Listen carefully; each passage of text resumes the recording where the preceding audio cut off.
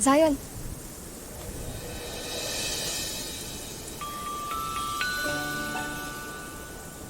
Ang ganda. Ang ganda ng corona mo. Bagay na bagay sa'yo. Buti na lang mabilis lang kausap yung online seller. At least, di ba? Oo nga. Thank you. Start na ba tayo? Ay, sige, game. Okay. Hindi kasi bagay na may glasses ka as prince. Ito, upo ka. Ito. Oh. Angel, di ako nakakita pag wala yan. Di mo na to gagamitin from now on. Ano yan?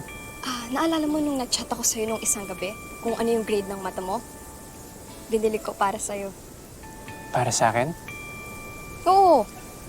Para makabawi naman ako sa lahat ng ginawa mo para sa akin.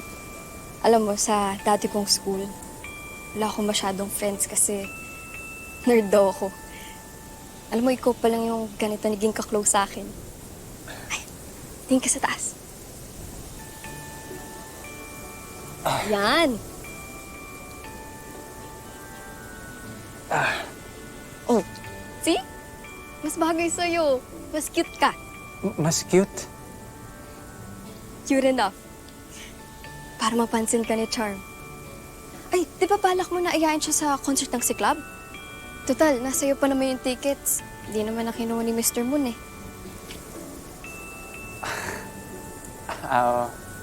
Sana talaga pumayag siya, Angel.